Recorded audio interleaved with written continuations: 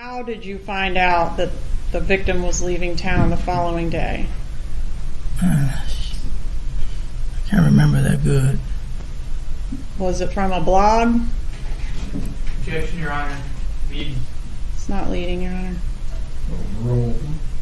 Was it from a blog? Yes, ma'am. Okay, what blog was that? The blonde was Wendi. You were referenced several times, not on direct examination by the state, but by your brother's attorney on cross as a co-conspirator. Are you charged in this case? No. This isn't your trial, is it? No. Is your brother charged with conspiring with you to do a murder? No. Is he charged with conspiring with you to plan a murder? No. Is he charged with soliciting you to do a murder? No. Who is he charged with doing those things with? I don't think anyone.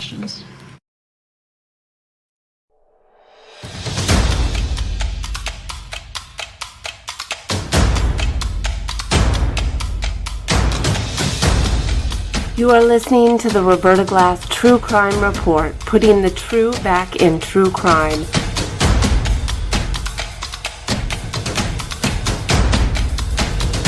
From New York City, Roberta Glass is now on the record.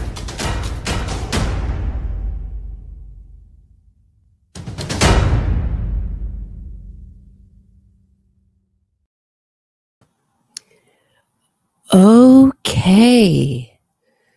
How is everyone? Very interesting thing happened yesterday. So I was going about my usual show and I got word that Lincoln, so that's Dan Markel and Wendi Adelson's child, was having his or had his bar mitzvah, and it was broadcast online.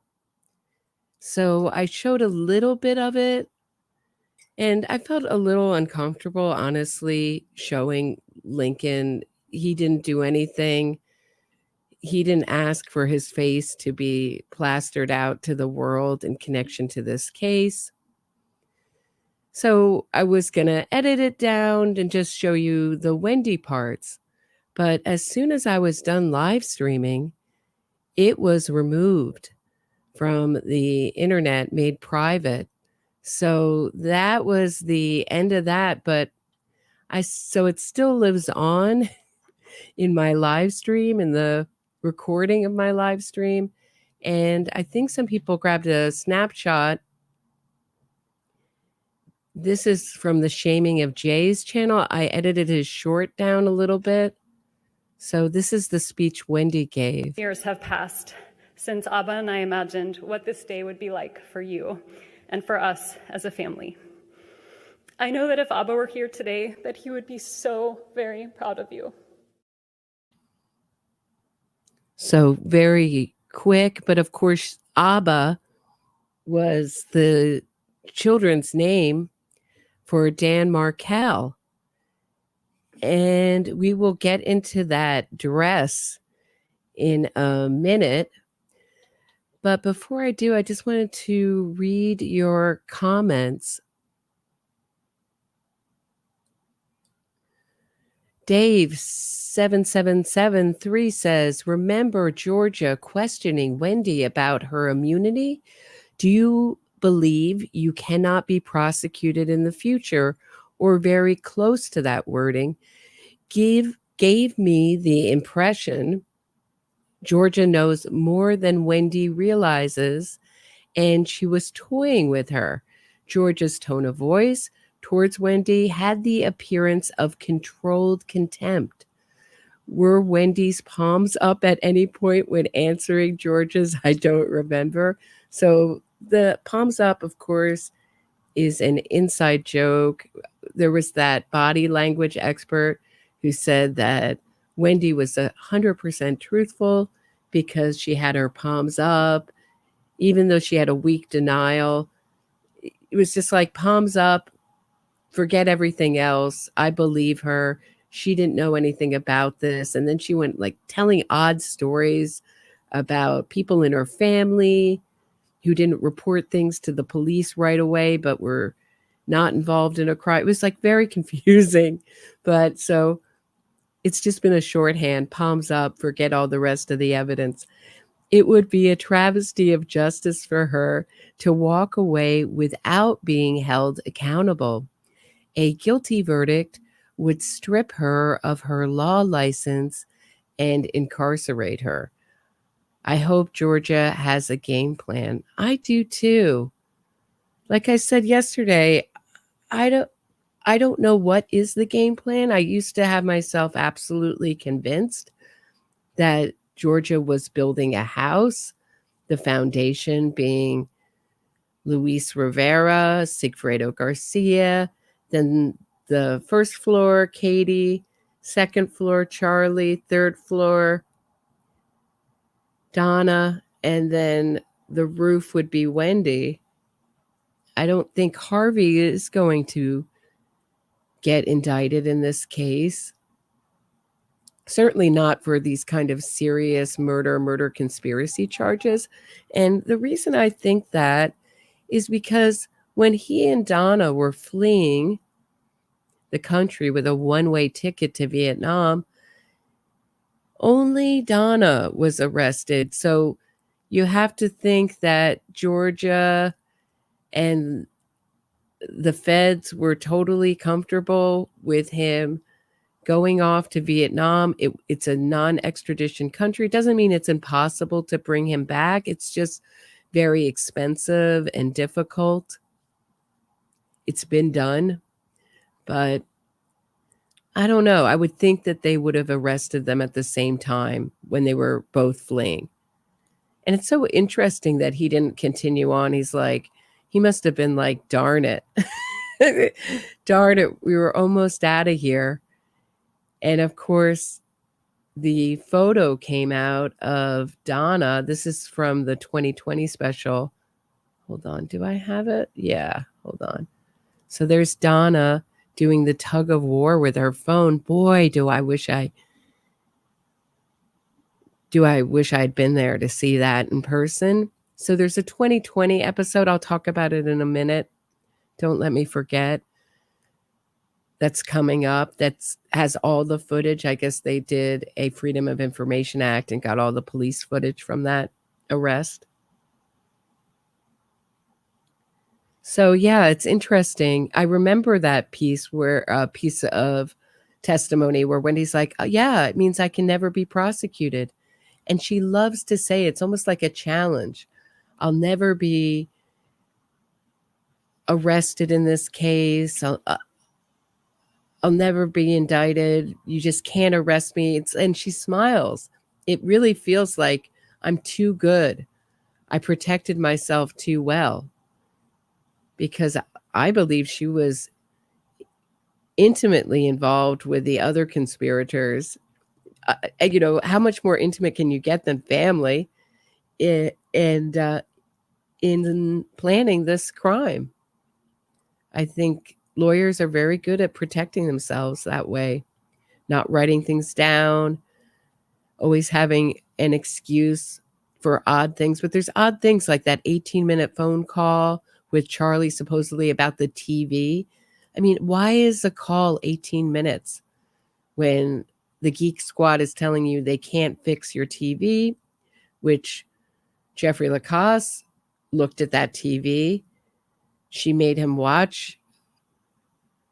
Him and the kids watch a movie on this broken TV so it would stick in their mind when there was a perfectly good working TV there that he was all willing to set up for her. She wouldn't let him replace that TV.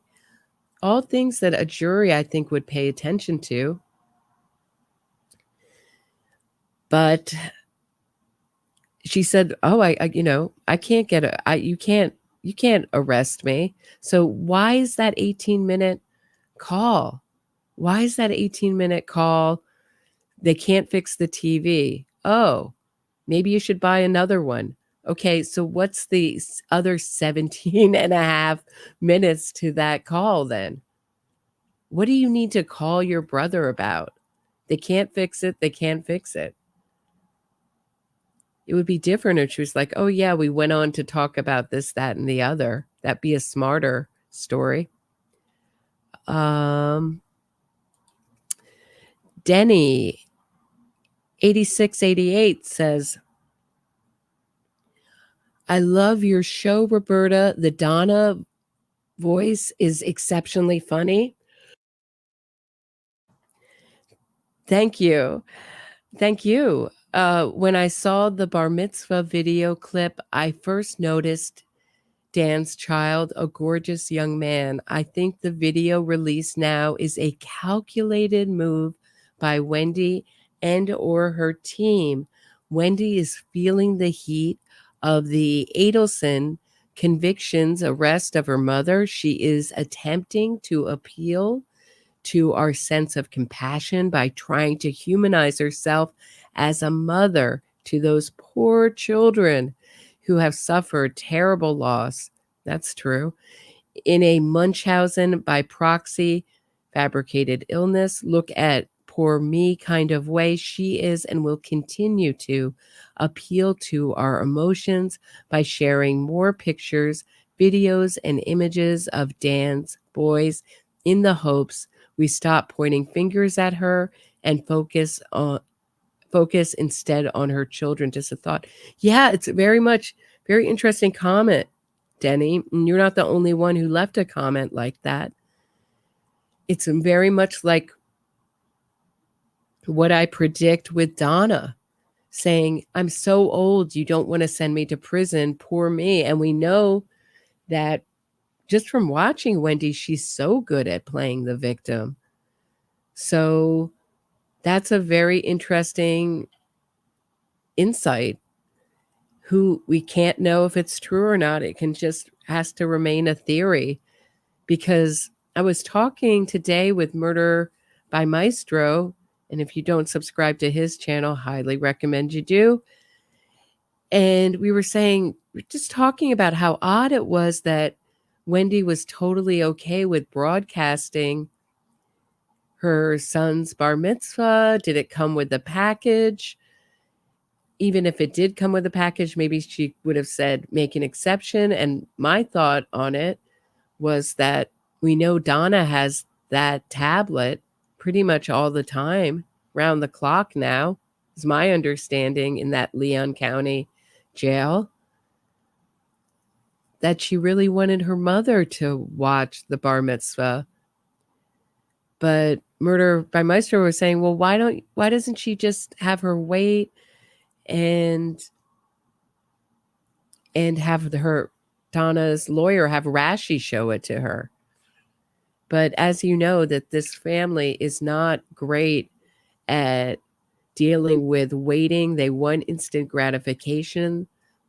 I mean, you have to think it's kind of odd that Wendi wasn't comfortable waiting till her kids got older, that she had to deal with this problem now because she hated Tallahassee and she really wasn't strong enough to fight for her law license and fight to keep her law license. Those were things that Dan was challenging. That would be the worst case scenario. At the lowest level, she could have just been given a dressing down by the court. That's one way to put it, for hiding assets in the divorce. But Dan was also asking that Donna have only supervised visits with the Adelson family. And so it was war. So that, there's two things going on. The Adelsons are being exposed for who they really are. They all have this phony persona, this phony facade of perfection and the perfect family and a successful family, a family of dentists. Donna mentions it like a zillion times. Tell the judge that your father's a dentist and his dental practice is suffering because he has to deal with your issues or come drive or fly up to Tallahassee to be with you. So like just dropping that your father is a dentist would mean that much to the court, but that's the way she was going. So I think he was being punished for really exposing who they really were. I think it would have been humiliating for Donna to have supervised visits with her grandchildren. And I think it would have been humiliating for Wendi and also really detrimental to her career to either be dressed down by the court or lose her law license or lose her job. Dan was also suggesting that Wendi was not fit to teach law. So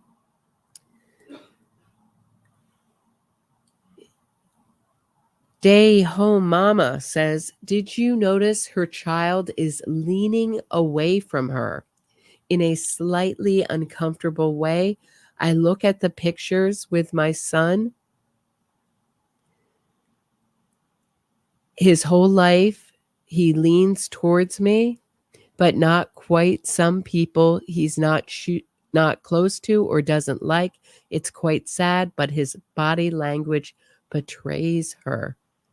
Yeah, he looked uncomfortable to me too. She's in this red dress, really low cut. I mean, I'll show you the clip. Hold on. Let me just play you the clip. Before I do, Mariposa, thanks so much for the super sticker. And MW, thank you so much for the super sticker. I also want to thank Gemma, Lorraine O'Keefe, Sam Benjamin for sending me a Venmo. Also for buy me a coffee, Sam Benjamin, Elizabeth, Robin Morelli, Sharon, GiGi5, and Matt Schneider. Thank you so much. The links are always in the description of this episode. And as much as I hate promoting myself, it really does allow me to do this show, all these donations. So thank you so much. All right. Let us look at Wendi really quickly. I just clipped it from last night's show.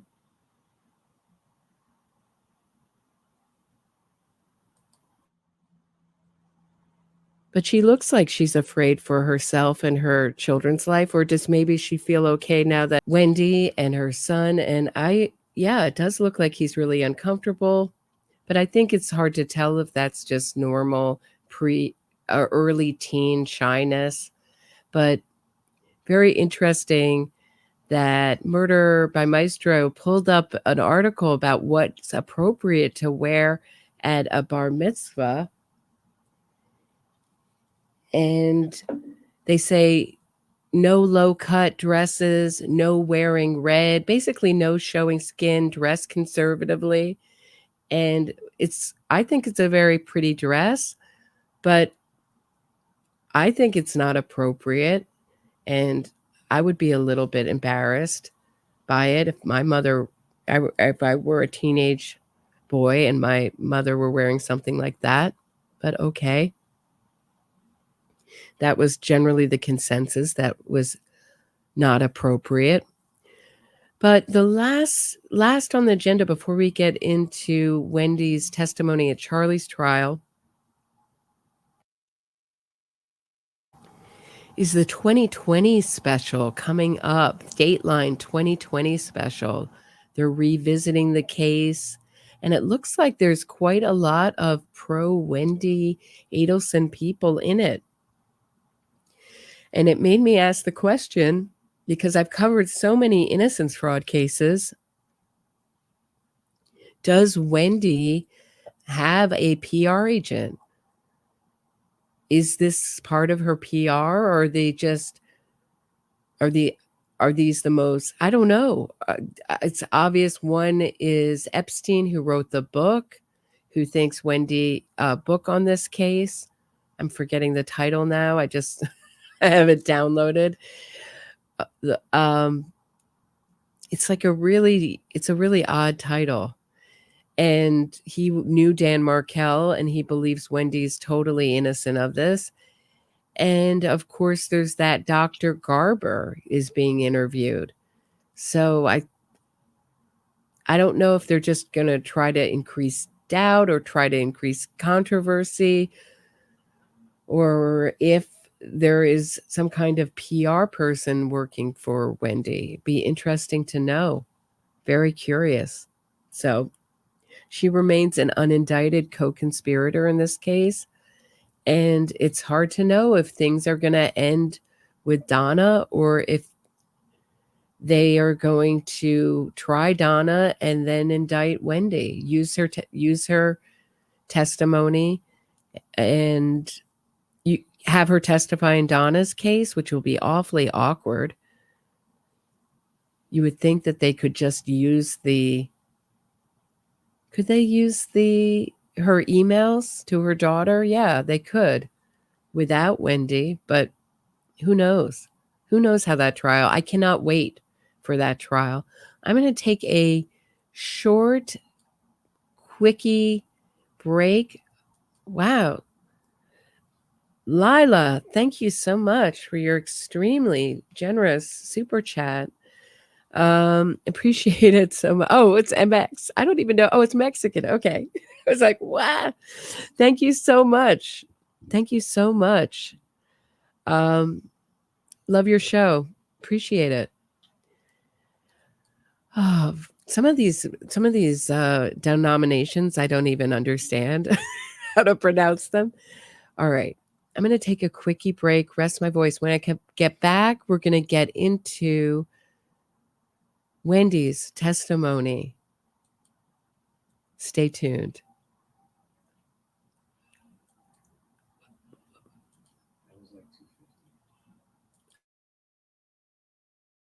If you are enjoying this episode of my True Crime Report, please hit the thumbs up, subscribe to the channel, and share this episode. Get access to exclusive podcasts and other bonus content by becoming a patron today. If you have a question or comment for me, shoot me a super chat and I'll do my best to answer it and read it on air. Thanks so much. Now back to the show. All right, I moved it back just a little bit, just a few minutes from where we were.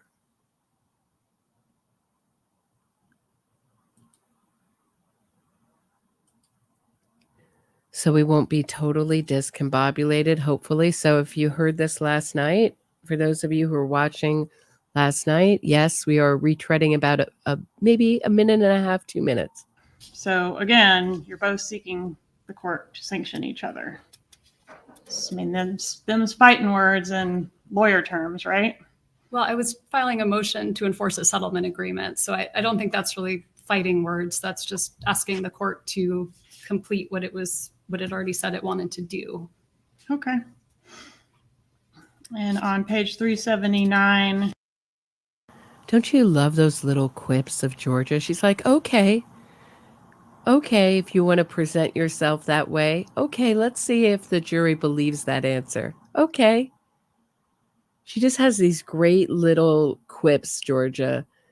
I think I played the clip where she's like, I didn't know anything till, the opening clip. I didn't know anything till today. And she's like, oh, I learned something today. And Georgia's like, yeah, I learned something too. Meaning I didn't know who my brother was indicted for doing this crime with.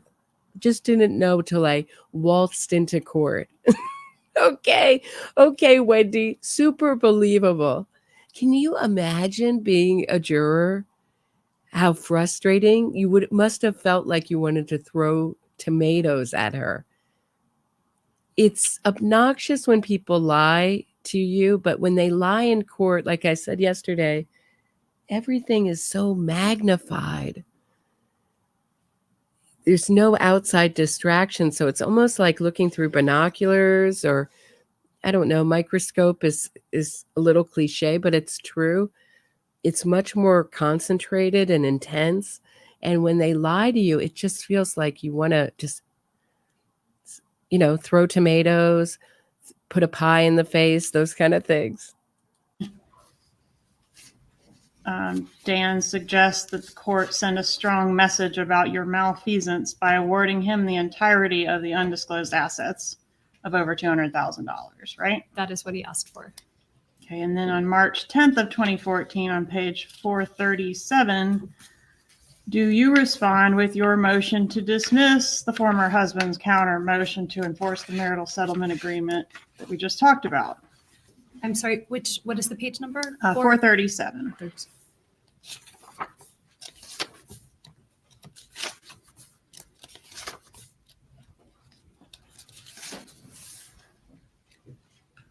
I'm not familiar with this, but do you want me to read through it? Could you read the caption aloud, please? Sure. Motion to dismiss the former husband's counter motion to enforce marital settlement agreements, financial provisions, and incorporated motion for sanctions for failure to state a cause of action, and motion to strike as a sham pleading, and motion to strike as redundant, immaterial, impertinent, and scandalous pleading. And then if you'll go to page 439, do you see a paragraph that begins, the vast majority of the former husband's motion? Actually, don't see that. On page 439? Yes, ma'am. I think I have it pulled out. On number 8. Yeah, the vast majority of the former husband's motion contains allegations that are redundant, immaterial, impertinent, and scandalous. Yada, yada. He's making false and immaterial statements against you. His pleadings only prove that he is a disgruntled former husband who cannot move past this disillusion. So it's getting personal. Would you agree with that? My attorney here is responding to his pleading, which was over the top. And this is over the top, right? I don't think so, no. Nothing I do is over the top, Your Honor. I'm always the victim here. Don't you know the rules? Don't you know the rules, Georgia? If it's written for me, my lawyer wrote this. Isn't that the most ridiculous cop-out? My lawyer wrote it, and I just signed off on it. But I love how Dan calls her the former wife. That's how he refers to her in his filings. It's not vicious going both ways. It was only vicious towards me, and I'm just a little innocent bunny getting beat up in this divorce battle. Then 6 days later, Dan files another motion seeking action against your mother, and that's the one we've already touched on. That's page 441. Is that right? Page 441. Yes, ma'am. Yes, that's what we talked about. Okay. Former husband's counter motion for enforcement of marital settlement agreement on parenting issues and motion for contempt and sanctions. Here he's alleging, again, more violations of the marital settlement agreement, including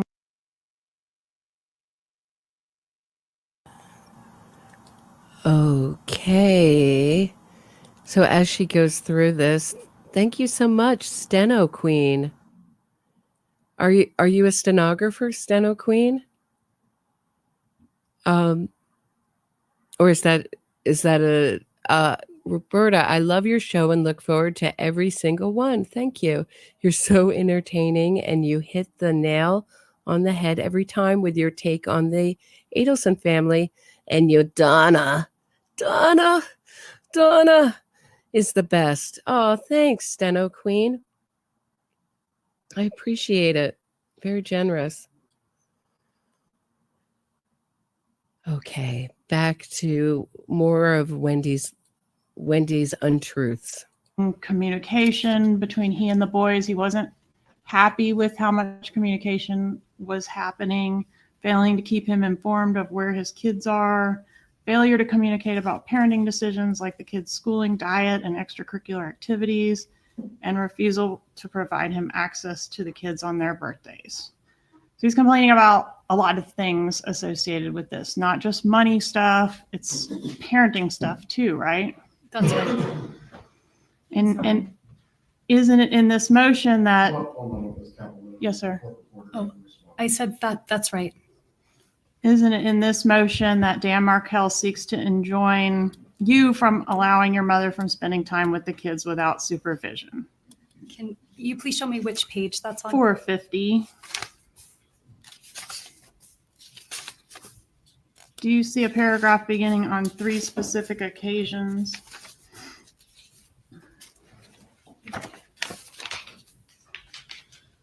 Yes, I do. Could you read that, please? 8A, on 3 specific occasions in November 2013, the children informed Mr. Markel, Abba, Dad, Grandma says you're stupid. When queried as to why Grandma, the maternal grandmother, would say such things, the children replied jointly that it is because she says you are trying to take her sunshines away from her. And continue, please. In December 2013, You don't have to say the name. Yeah. Your child. my child, the younger son, further stated to Mr. Markel in front of the former wife, Abba, Grandma says she hates you. The children were visiting with their grandparents at that time. Mr. Markel is concerned that continued exposure to such negativity forms a foundation for parental alienation. Is that what he was alleging about your mom? That is what he is alleging in this document, yes. And this was filed in court. He filed this in court. On what date? It will be at the front of the document, right? Yes, ma'am. Page 441. It's just like this whole family lacks any kind of real maturity. You know, everyone seems to know that it's not a good idea to disparage the father in a divorce. Everyone seems to, a good character recognizes that's the worst thing you can do, the most damaging thing you can do to the family, even if you're not a family anymore. Even after a divorce, right? Okay, so even I'm using the word family, but you still, children bind you forever. And everyone seems to already know this except the Adelsons. Everyone else seems to know that money, power, success, getting revenge, getting over are not the values to live your life by. And what I'm thinking, sitting here, is what's going to happen to Donna on her deathbed? And of course, me being kind of in an optimistic mood today, I'm thinking, is she going to think like, is she going to have a realization that she missed the plot, that she got it all wrong? But then I woke up to reality. then I woke up from that fantasy, and I realized this is a family. She's very much like Wendi. And I was very interested to see Ruth Markel. I played an interview that she did with Court TV this week. So she had just done this interview, or it just came out this week.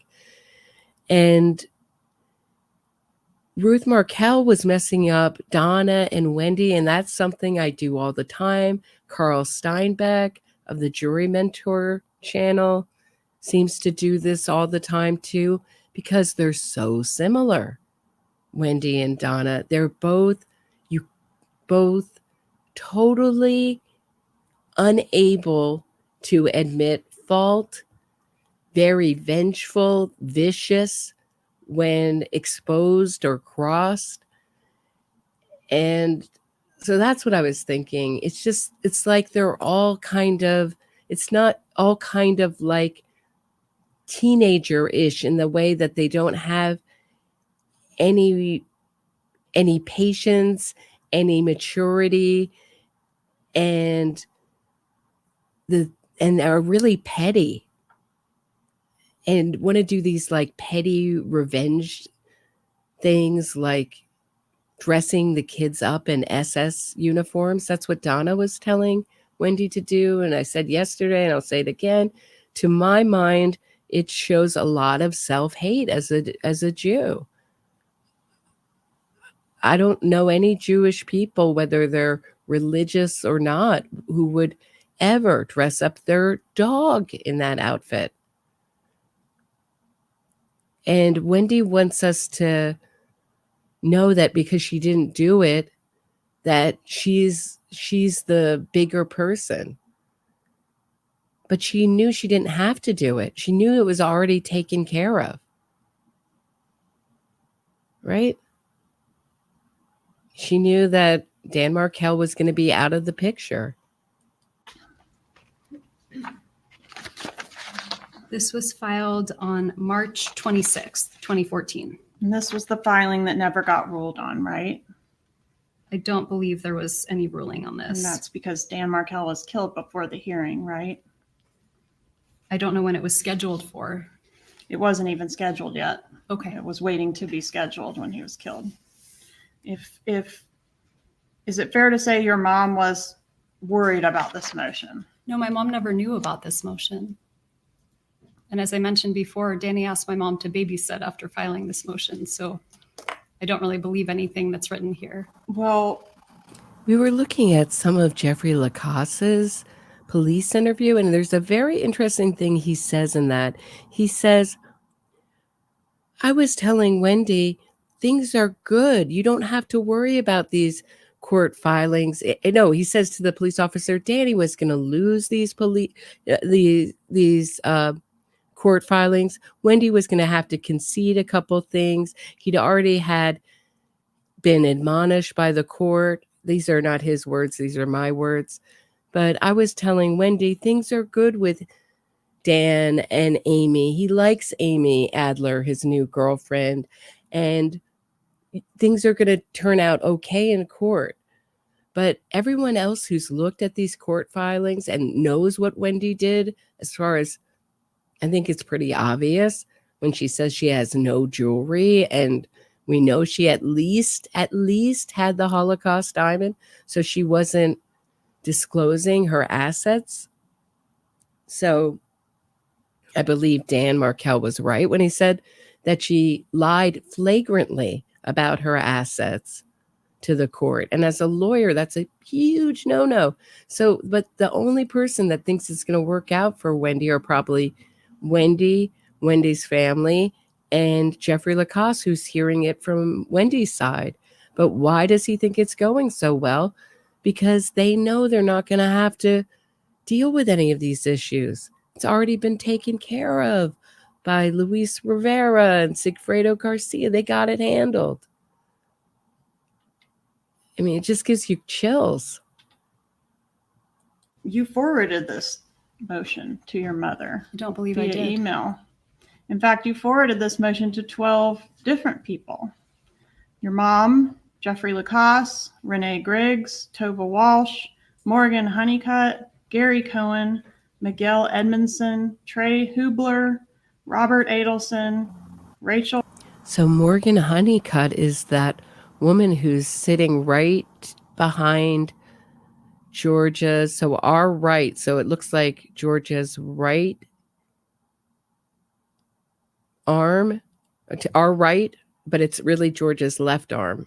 Okay. Does that make sense? The woman with the blonde hair and the really tough face in the front row. And she acts as a support for Wendi when she comes to court. And she also did the same kind of thing for Denise Williams, that defendant, different court case. So isn't that interesting? There's Morgan Honeycutt's name being read out. So she's being CC'd on that. Frank, Jared Reich, and some MEHULNYC@yahoo.com. So if you weren't worried about this, why'd you send it to all these people? I couldn't really say. It's been a long time. And then a couple days later, we know what happened. So this was in March. So a couple days, I sent it to people in July when Danny was killed. You sent it a couple days later. I sent that email to 12 different people. In March. Yes.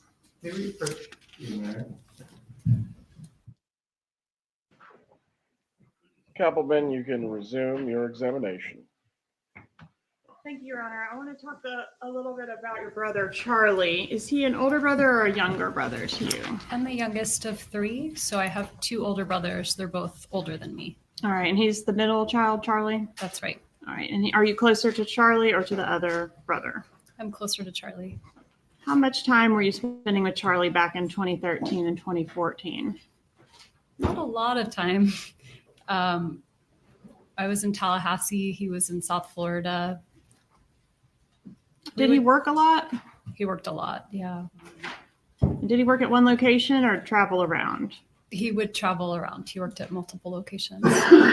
Was he pretty successful in his job? Yeah, he came up with a great business model for what he did, and he worked really hard and was very successful. Was your brother known to carry a lot of cash? I know, I mean, he had cash on him sometimes. I never saw large sums of cash. Did you ever see stapled cash? I never saw stapled cash. Were you familiar with his practice of stapling cash together in stacks? No, I never knew about that. Was your brother Charlie protective of you? I mean, when I was a little kid.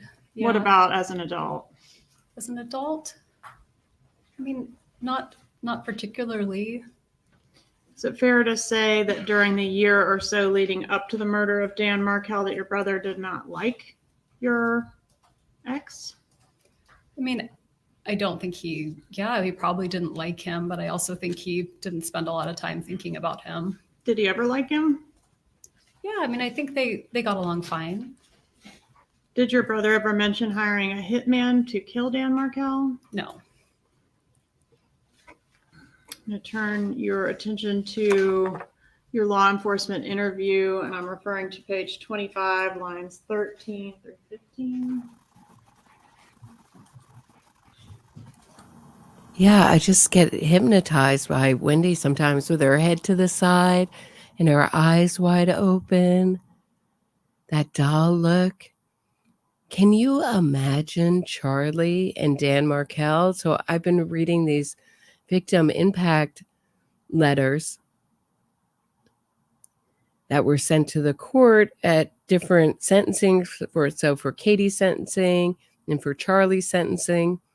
And they're all so beautiful, and they all give such a beautifully written. Many of these people are academics. Abigail Schreier, one of my heroines, she wrote a beautiful, beautiful letter. Anywho, they all give such a complete picture of who Dan Markel was. And can you imagine Dan Markel, who seemed to always have that kind of maturity, that spirituality, that richer sense of life beyond money? He couldn't be bribed to move to Miami. I mean, think about $1 million. I don't know. I don't know if I would turn down $1 million to move someplace temporarily, but he was such an important part of the community and really loved his life in Tallahassee. I asked yesterday if Wendi was the only one. Hold on one second. Sorry, I had to cough.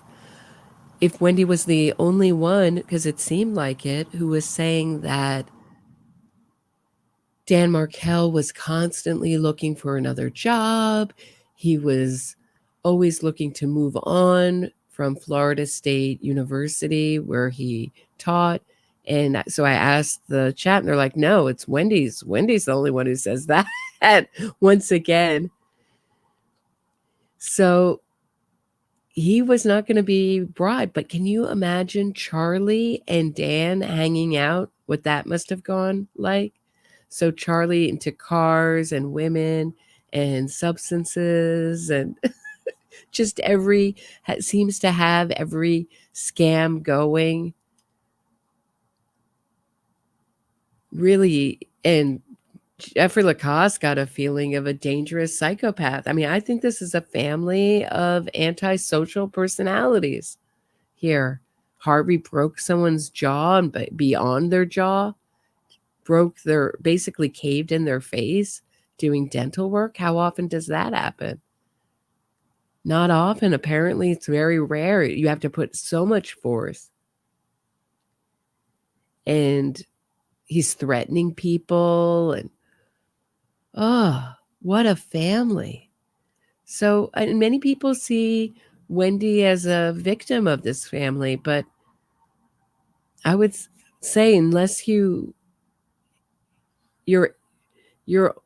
move on and divorce yourself from them. And it's a very hard thing to do, especially when you have no other family. It's a little, probably maybe a little easier for Robert because he's married, has children, and I would assume his wife's family takes the place in some way, takes that role. You can't really replace your family, but takes that role.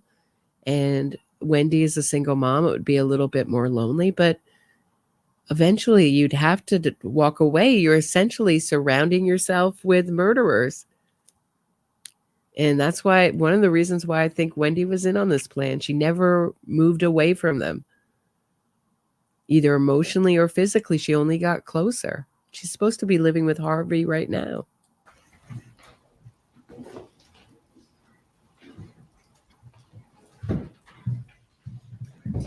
Send me under tab 1. Let's put this tab here. Okay. All right, so page 25.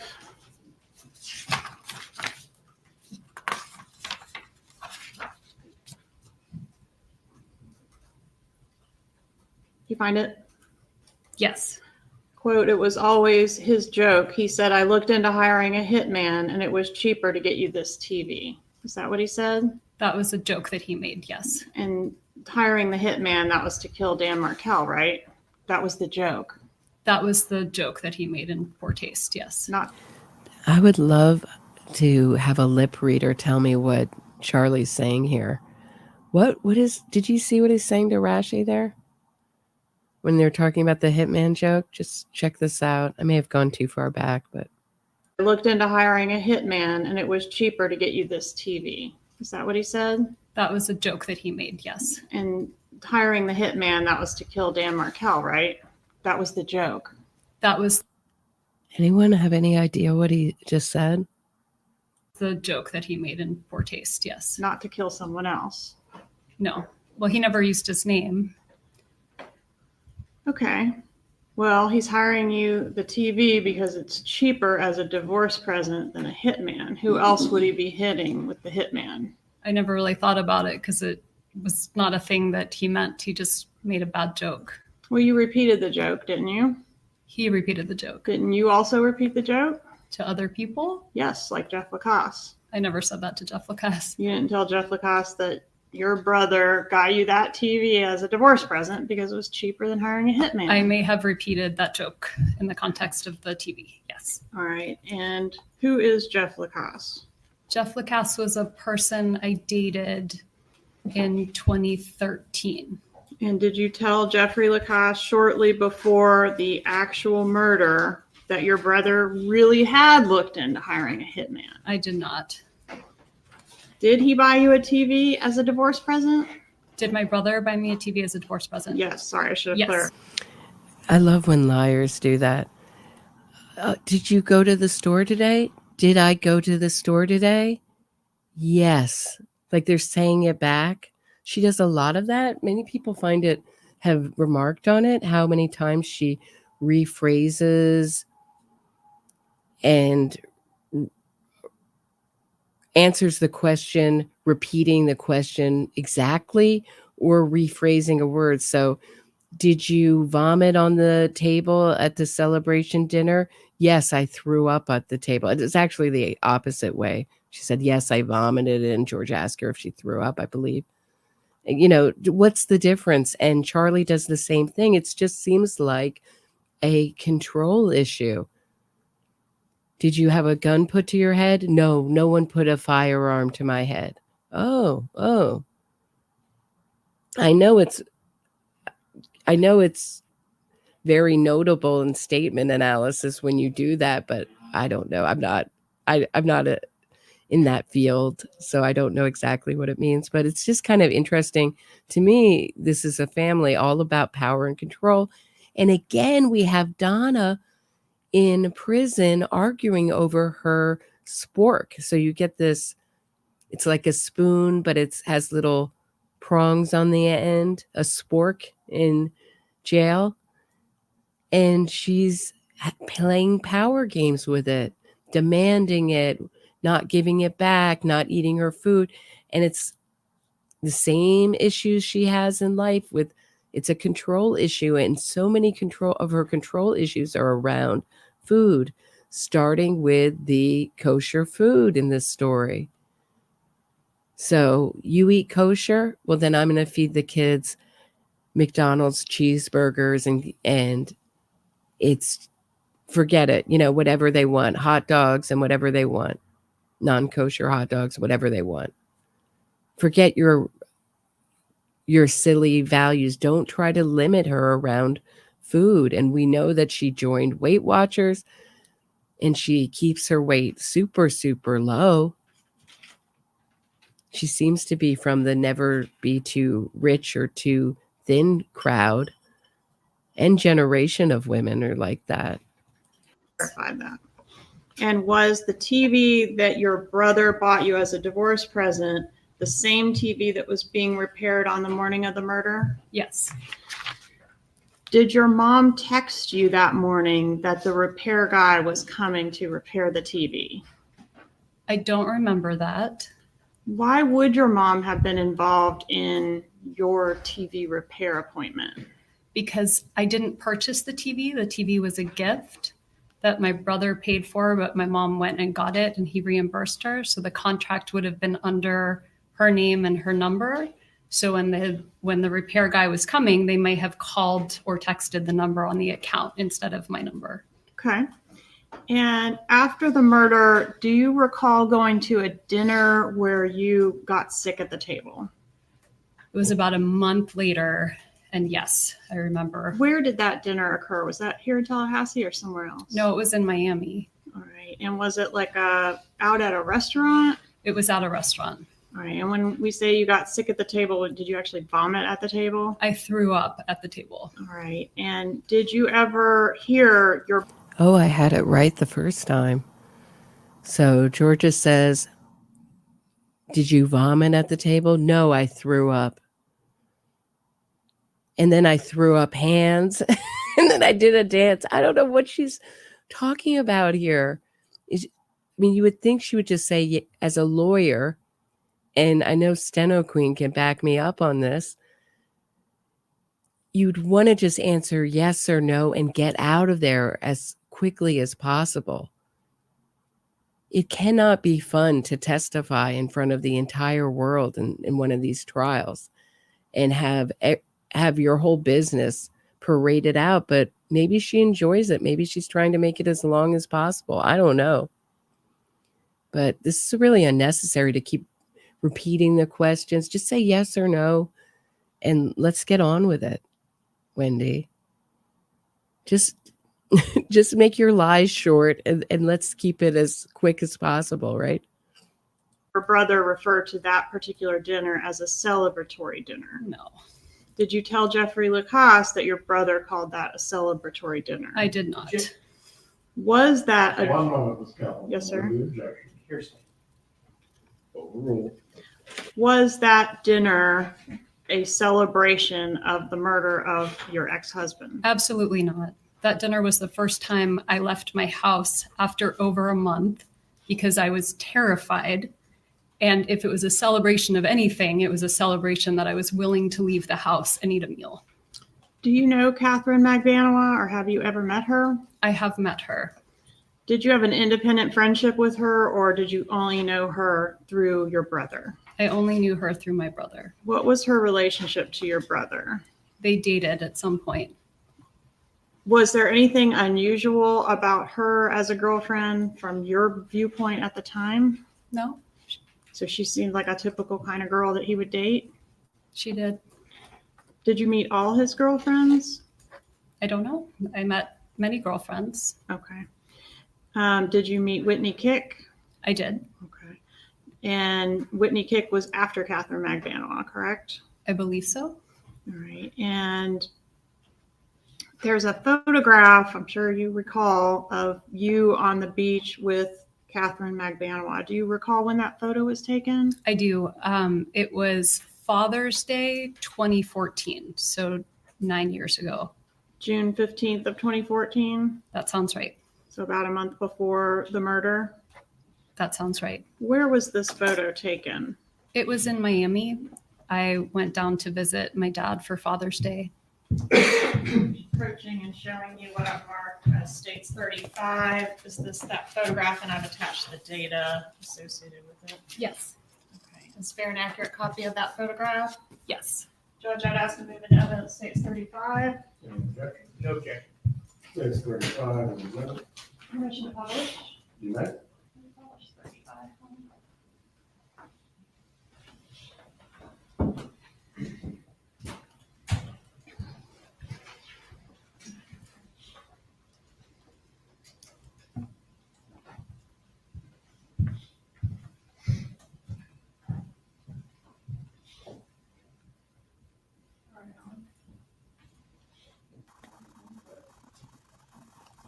Just as Georgia lists some of Charlie's former girlfriends, Whitney, Kick, and Katie McManawa, I'm thinking about his opening so that Rashi's opening, he's like, Katie was beautiful, she was smart, and she was hardworking.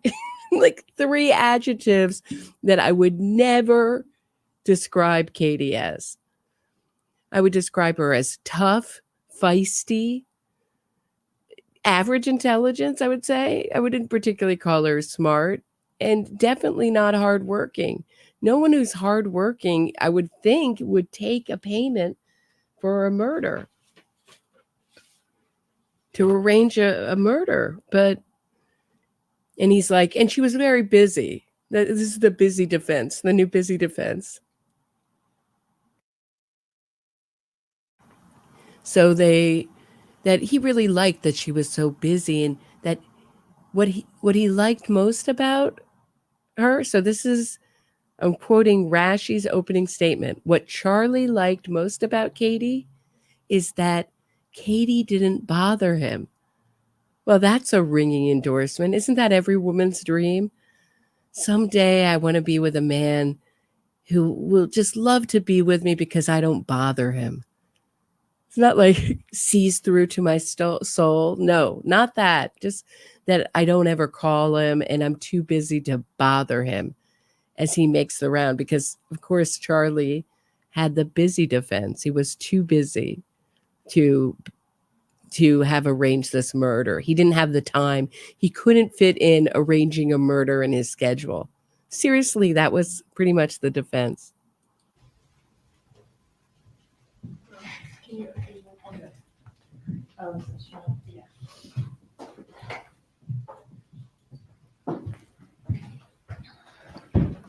All right, is that you in the center? That's me. Which one's Catherine McManawa? The one on the left, our left in the picture. And how long had Ms. McManawa been dating your brother at the time this photo was taken? I have no idea. How many times had you met Ms. McManawa at the time this was taken? I think once before. Okay, how many times did you hang out with her total? Just these 2 times. Once at the dinner when I met her, and then once at the beach for an hour. Was the relationship between your brother and Catherine McManawa serious, if you know? I don't know. I mean, 10 years ago, was it serious? Not too serious. It never stood out to you during that time frame as like, oh, this is the one. No. So as opposed to all of Charlie's really other serious relationships,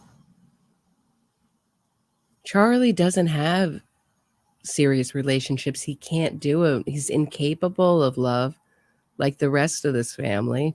I'm not talking about the eldest son, Robert, who the genes seem to have skipped him, thank heavens. But Charlie just has one casual relationship. Even when it produces a child, he's in court fighting, paying child support. So he gets up on the stand and he's like, oh yeah, my sister, she's crazy. She went to court arguing about tennis racket. I think he said bicycles and all sorts of stuff on the stand, excuse me. And there he is fighting his own baby mama to not give her child support. I think this family thinks that they make the rules, take what we give you, and that's the way it's going to be. Take our kosher style food, okay? I won't have to go. I hope I don't have to go over that again. I think everybody knows there's really no such thing for a wedding. Let's just put it that way. For a wedding, it's really like saying this was Wendy's excuse as to why she had non-kosher food, why Dan Markel couldn't eat at his own wedding, why the rabbi walked out because it was kosher style and Danny misunderstood. So same thing. You're going to take our non-kosher food and you're going to like it. You're going to get rid of your religious, what we consider religious zealotry, which is probably any twinge of spirituality in that family. And you're going to live totally by our rules. And when I want to empty out the bank accounts, I empty out the bank accounts. And when I want to keep a ring, I keep a ring. It's so obnoxious, so hard to take. So that's why one of the reasons why I named this episode Snotty, because I find Snotty Wendi Adelson, because I find her incredibly snotty, self-obsessed, self-absorbed, with this air of superiority and entitlement. It's really hard to take. But the whole family seems to share it. No.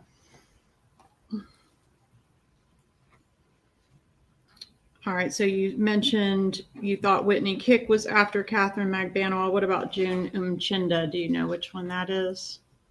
When you say, do I know which one that is? She's not in the picture. No, ma'am. You're one of your brother's girlfriends, June Mchinda. Do you know her? I met someone named June. Okay, and would you agree that was also after Catherine Magbanua? Yes, that would have been after. When did you learn? Someone just wrote kosher in the chat, wrote kosher style boobs. Yeah, I mean, you know what it's like for the Catholics out there? It's like going to a confirmation or a baptism with your breast, with full cleavage, with half your breast showing, or a quarter or whatever she showed. It was a lot of, to my eye. And like I said, I'm a fuddy-duddy in this area. In no circumstances am I ever showing any cleavage. So I'm not really the one to ask. But it's particularly inappropriate in a house of God. So that's what a synagogue is. And when your son's becoming a man, to mix in that kind of sexuality is very odd and inappropriate. And to wear bright red when it's really his day. It's a little bit more, it's like a little bit like, I don't know, my brother used to have a girlfriend who used to call a wedding a personal prom. But for a Jewish man, a boy, now he's a man, considered a man, your bar mitzvah is really like your personal prom. It's really your day. And you work really hard for it. You have to learn, memorize these portions of the Torah, and it's a whole thing, and recite it. And it's just really attention seeking for Wendi to wear a low cut dress, inappropriate, attention seeking, and uncomfortable making. But maybe she wanted all the attention and wanted to cause a scandal and knew that we'd all be watching that bar mitzvah and downloading it. I hope someone has a copy of it. I just have that little clip now. But it's just really odd that she's out there. She's an unindicted co-conspirator in the murder case of her ex-husband with the rest of her family. What are we talking about here? It's so odd to be like, oh yeah, just broadcast it because Donna wants to look at it in jail.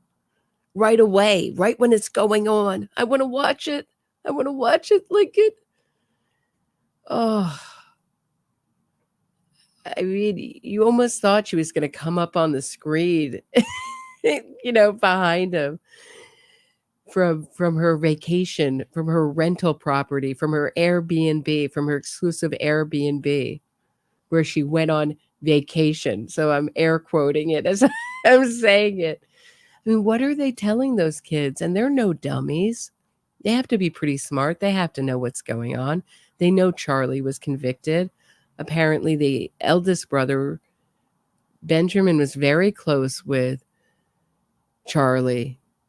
So he had to know what was going on and had to be devastated by his conviction. But if I had to guess, I would think that the whole family is telling themselves, the talk amongst themselves is Tallahassee is terrible. The people are inbred, just what Charlie said, that they were all stupid, that Georgia Kappelman is ambitious. This is all about her ambition and not the truth. And she wants to just wrongly convict as many people as she can.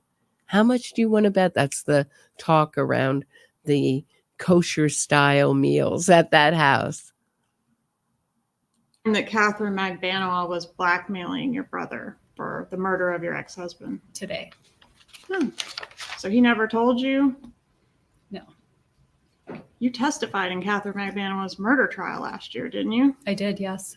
And she was convicted. She was convicted, yes. Of murder. Yes, of murder. Of murdering Dan. So the Brandeis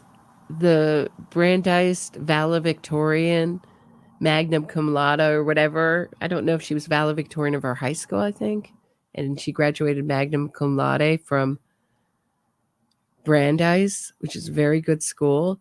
She can't figure out that the trial she testified in concerning her ex-husband's murder with her brother's ex-girlfriend as the defendant, she can't figure out that that's the same case that her brother's in. She just figured it out today.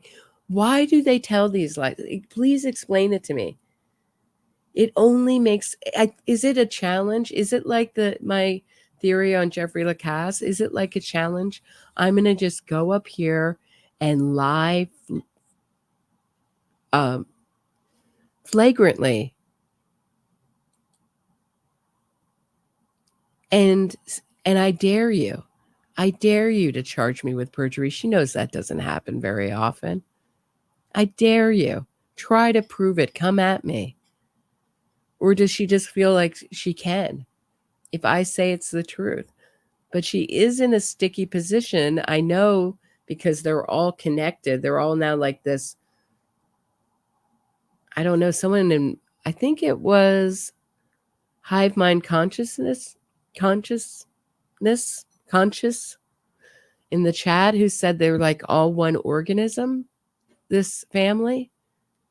And I think that's a really good metaphor, analogy. I think it's analogy, right? Analogy for how they're all connected with this murder. Thank you, Tammie. I wish to unsee her in that red dress. Yeah, we all do. We all wish. I just feel embarrassed for her son, don't you guys?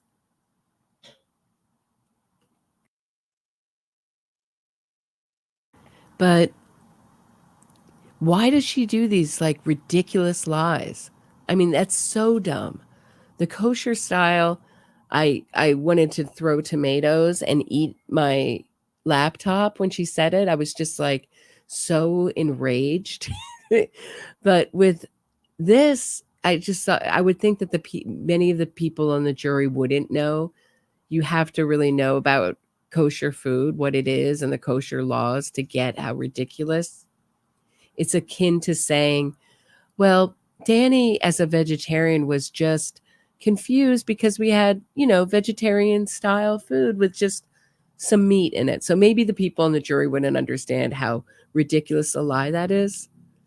But this that she just found out walking in to testify, who her brother conspired with. I mean, it's so ridiculous.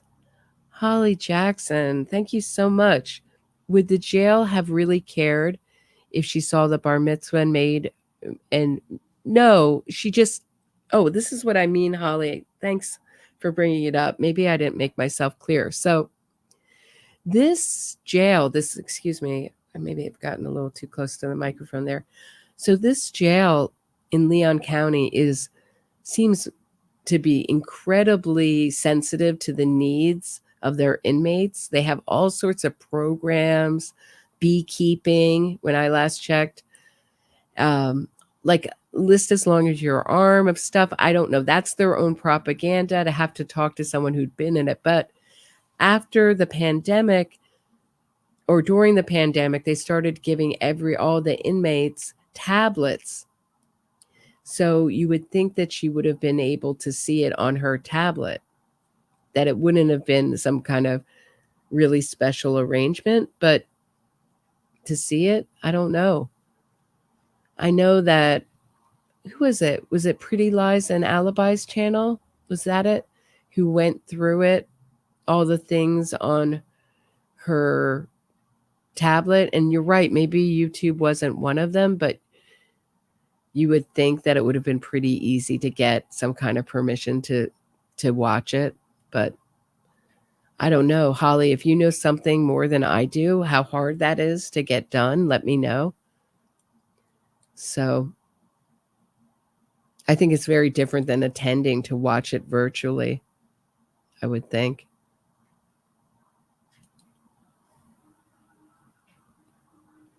Okay, back to Wendi and her just waking up to this new revelation that her brother was a conspirator with herself. She's an unindicted co-conspirator, and Katie McBanoa.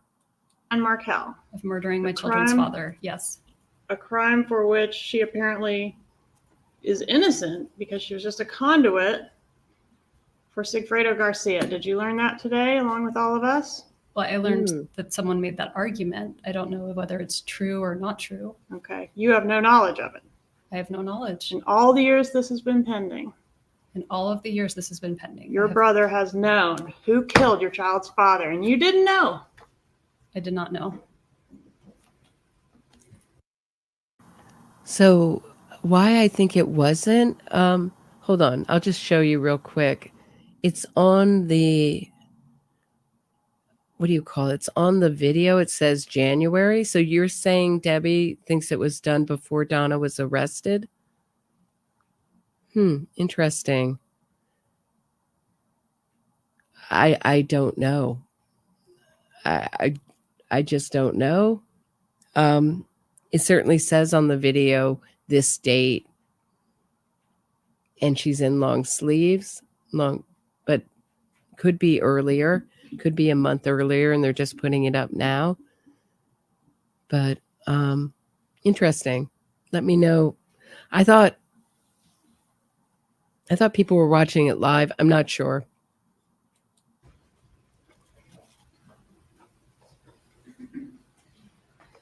Do you know why Catherine McBanoa was on the payroll at the Adelson Institute? I believe that she worked there. What did she do there? I know my brother met her at a dental office, so I'm guessing administrative work of some kind. Did you ever observe her doing administrative work there? No. How did the killers in this case know that Dan Markel was planning to leave town the day after the killing? I have no idea. You knew he was planning to leave town the next day, didn't you? I did, yes. Did you convey that information to anyone? Absolutely not. To your knowledge, did your brother have that information? I don't know why he would have known that. So if the killers were told it has to be done today because he's leaving town tomorrow, we don't know how they knew that. I have no idea how they knew that. Yeah, so do you think Donna is talking to her grandkids? What are they telling these grandkids? Because they can't tell them that she's on vacation. Like my fantasy. I'm on vacation. You know, the vacation that your wonderful grandfather and I went on. Well, we landed very safely. We're at a wonderful hotel. She's like green screened in. I mean, what are they telling? What is she telling them? Because it does have that. This is from an inmate, or does, and it repeats every so often. So, I mean, how do you avoid that? You can't avoid that, and it's all over the news, and it's all over YouTube. I mean, the interest in this case is wild. I don't think anyone expected Charlie's trial. It was kind of like a sleeper trial. I was interested in it because I had interviewed Ruth Markel about a year before that, maybe less. And it got me really, in reading her book, got me really interested in the case. So I wasn't going to miss Charlie's trial. But as it went on, it just seemed like more and more people became fascinated with this. It's really kind of exploding. So how do the kids miss that? That's what I want to know. And does Donna give Wendi advice? Is this her advice? Just go up there and just lie to these idiots. Just lie. Just say whatever. Say you just found out today. You just found out today about the case. They don't know. They can't tell you didn't. Sure, you testified in Katie's trial, but they don't know. They don't know. They're idiots in Tallahassee. The stupid inbred idiots who wouldn't know they're behind from their elbow. Just go in and lie. Is that what she said? I don't know. But it would have to come from someone familiar with Dan Markel's schedule, wouldn't it? They would have to find out somehow. I don't know how.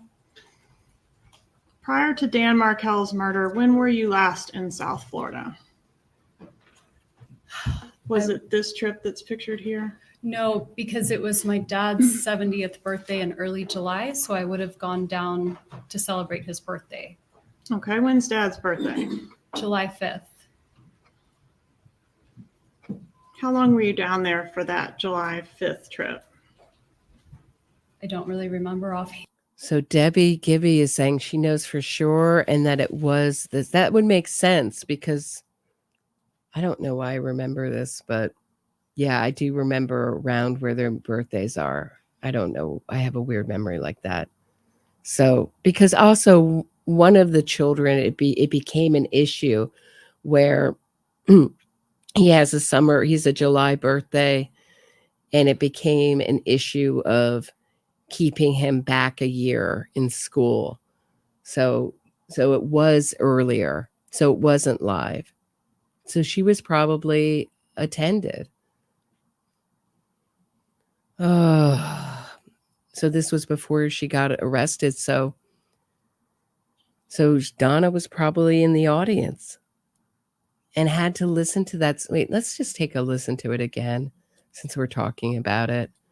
Just the speech she gives.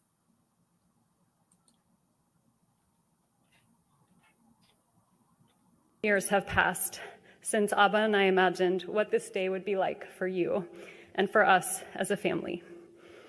I know that if Abba were here today, that he would be so very proud of you. I know that if Abba were here today, he'd say, arrest us all.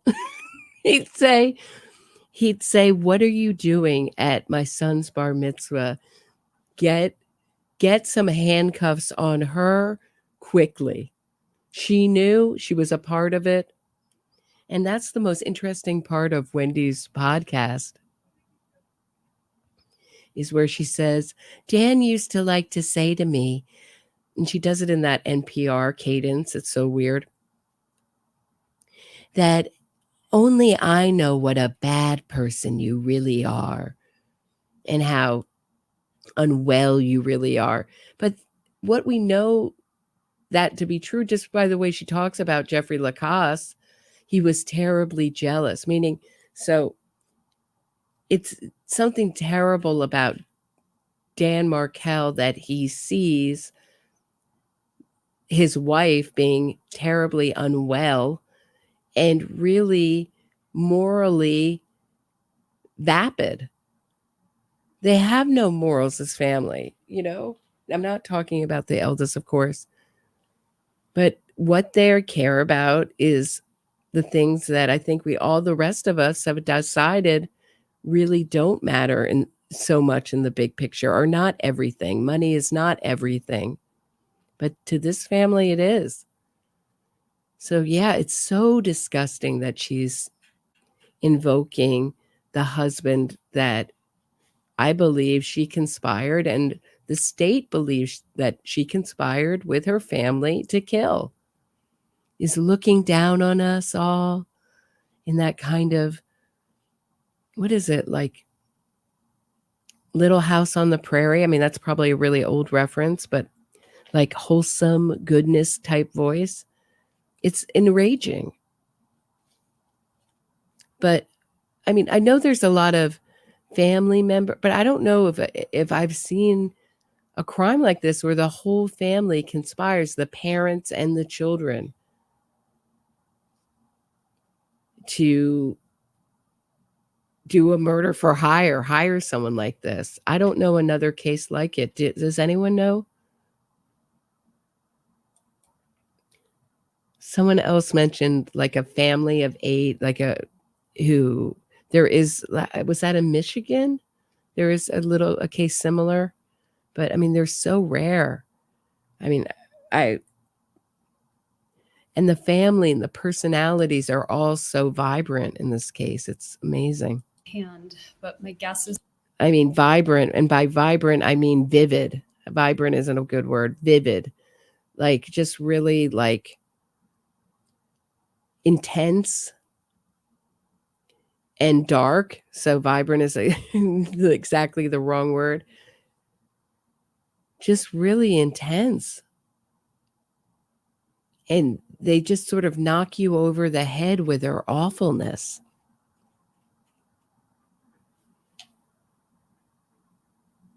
is about a week.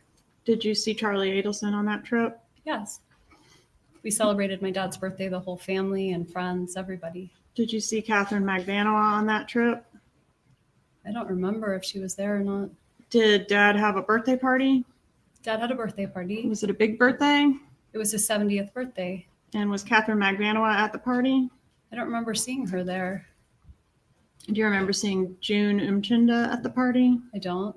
Or Whitney Kick at the party? I don't. So it could have been any one of them or none of them. Or none of them. I don't remember there being a girlfriend with him at the party. All right. So you said the birthday was what, July 5th? It would have been July 5th. Okay. And do you know on what day you celebrated? Maybe his birthday. If it was, I felt like it was a weekend. So maybe if July 5th was a Saturday, then it was on his actual birthday. Okay. Tell me about the event. You said there were family and friends there. About how many people? Maybe like 50 people. What was on the menu? We had paella.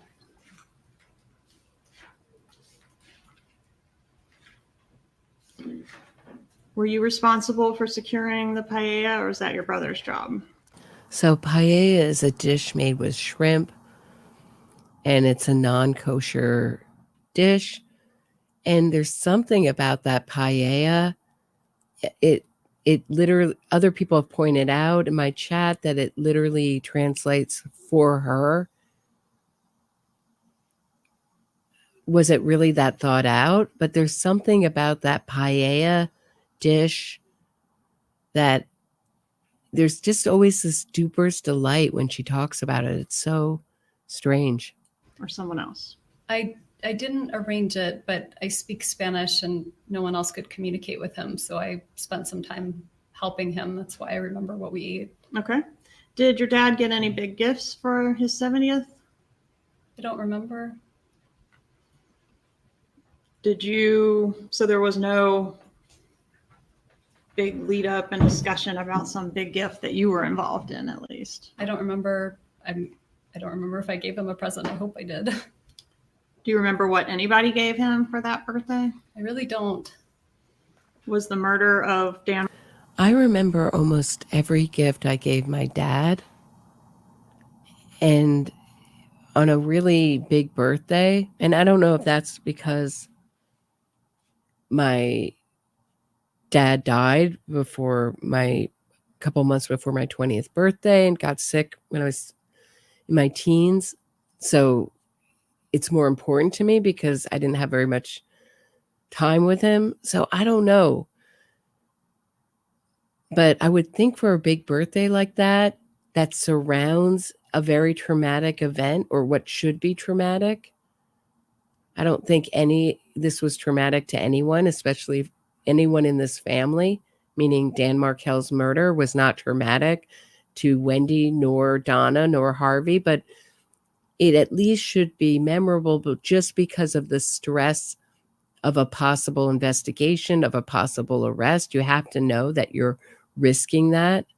But on the other hand, was this family always seems to be so optimistic that they always seem to think things will just work out for them. And up until their arrest, it always seemed like it did. They always seem to get their way.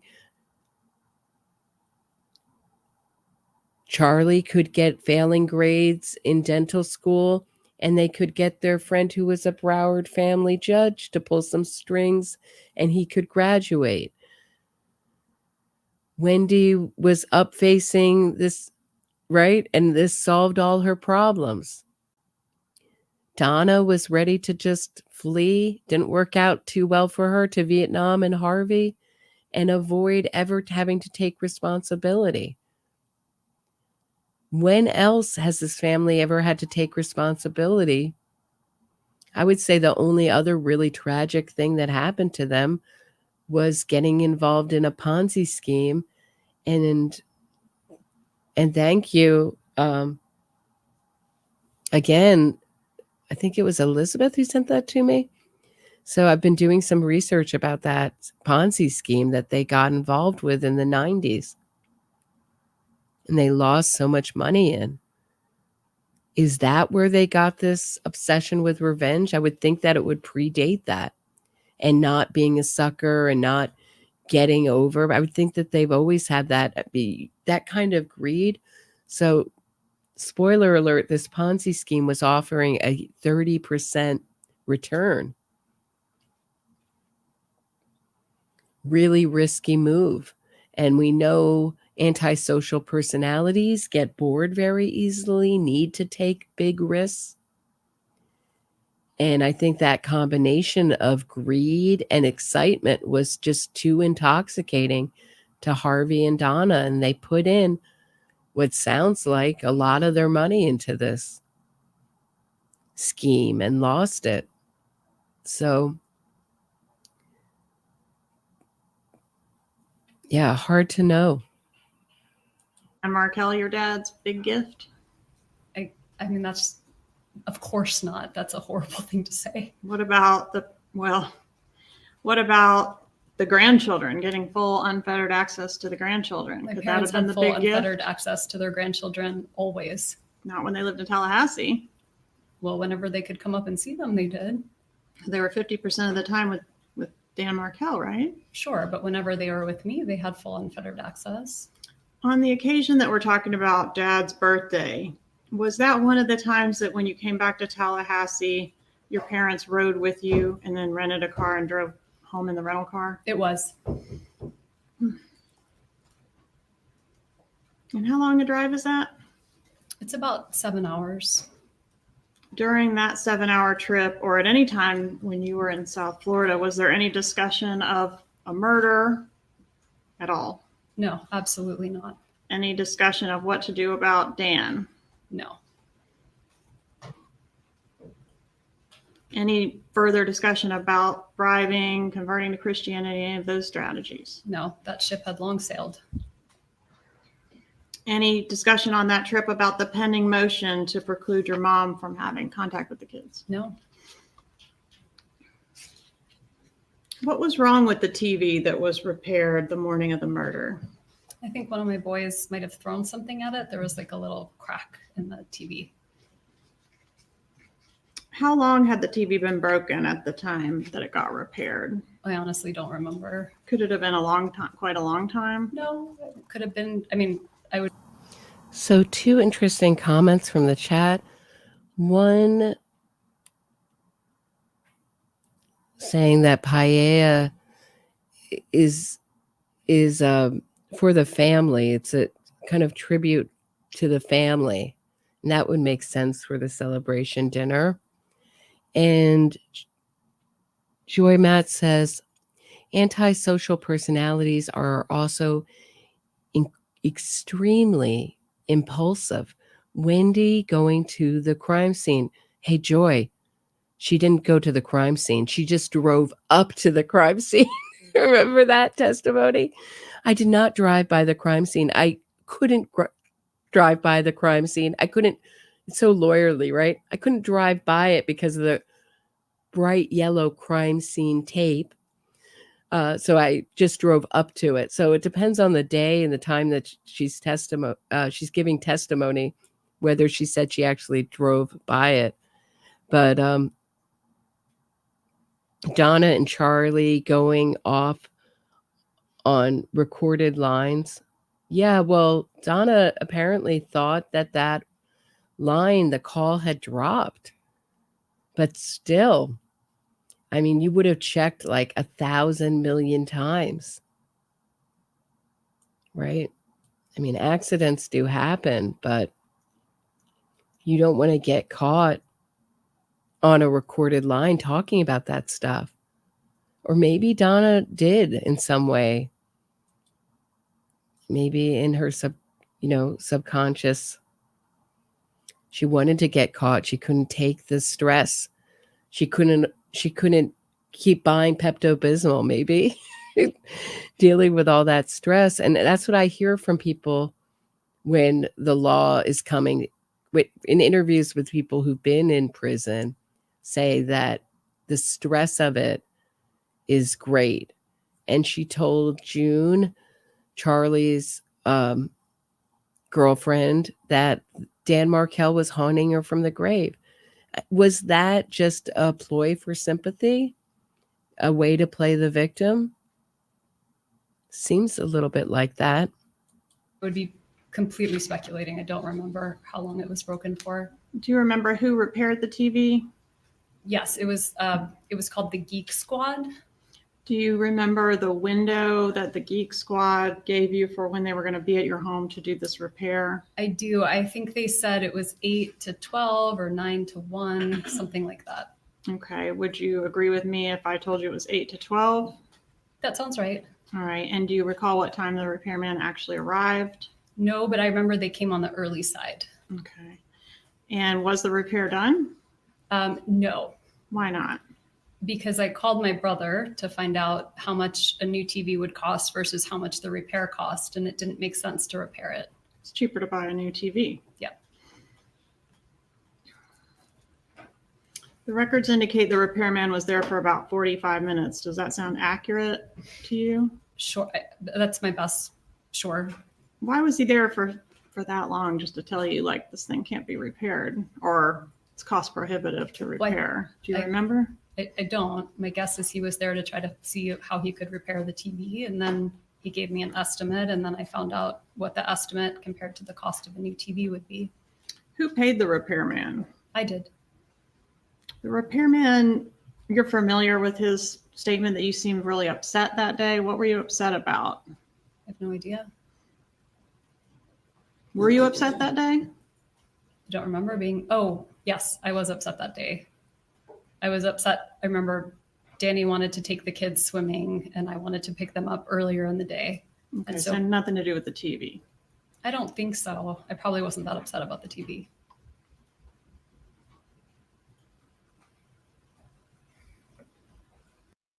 It's just so rich to me that she says she's upset about this swimming date Danny wanted to take them on.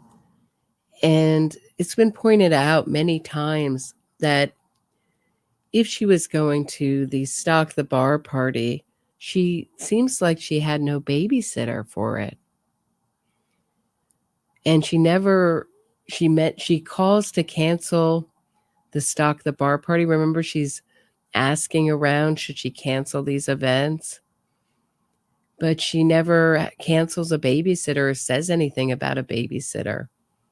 So it's odd. It's like, they didn't completely work out the plan. Where did she think the kids were going to go? It's like she knew she wasn't going to that party.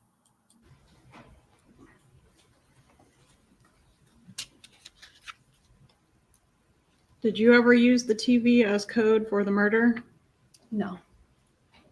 Did you ever hear your mom do that? No. Do you remember on July 13th, 2014, seeing Jeffrey Lacoste at your place on Aqua Ridge? Do you even remember that evening? I don't remember seeing him at my place because by that point we were kind of broken up. So I don't think I would have seen him at my place. All right. So on that occasion, you couldn't have told him you wanted to share something with him in confidence? I think that would be very unlikely. We had kind of broken up at that point. Wow. Did you guys see that face that Charlie makes there? He has the most transparent emotions on his face. You can read his face so easily. So at first he seems like a little like, what is it? Like annoyed that he's sitting there watching his sister. And then he gets kind of reminiscent and like about, it gets kind of like a look of love, a little bit of the closest thing his family gets to love. Like his face softens a bit. And then it looks like he's thinking, and then it turns to anger. It's like really quick. Watch it. Do you I don't know if I have it in the right order, but it turns a couple times. remember on July 13th, 2014, seeing Jeffrey Lacoste at your place on Aqua Ridge? Do you even remember that evening? I don't remember seeing him at my place because by that point we were kind of broken up. So I don't think I would have seen him at my place. All right. So on that occasion, you couldn't have told him you wanted to share something with him in confidence? I think that would be very unlikely. We had kind of broken up at that point. And you couldn't have told him at that time the statement about your brother really did look into hiring a hitman? I can't imagine I would have said that. And when did you break up with Mr. Lacoste? Right, because Jeffrey Lacoste just made it up. Out of all the things to make up, he made something up about, not about you, because he's so jealous and angry at you. He made something up about your brother, which coincidentally the next year happened. Right? So what Jeffrey Lacoste was saying is that Wendi told him that her brother looked into hiring a hitman last year and it cost between either $15,000 or $50,000. He wasn't sure. The only thing he was unsure about was the price. At first he thought he heard 15. And we know that Wendi lies that way. She tells a little bit of the truth and a lot of the lie, right? And a big lie in there. So it could have been 15, just as, of course, because if he repeats it, it sounds ridiculous. It's kind of like a little good insurance policy there. But to throw in kind of such a crazy lie, but it may have been 50 because we know he did lose $50,000 giving it to guys who just walked off with it smartly. Anyway, wisely. And why would Jeffrey Lacoste make up something like that? Tell the police that? If he's so jealous and angry, you know what I mean? At her. You make up something about her brother? Come on. That randomly comes out in the case that he actually did that. There's too many bad facts against this family, you know? Or when did the two of you break up? It would have been end of June 2014. So not 4 days before the murder? No. All right. So end of June 2014 would have been the last time you saw him.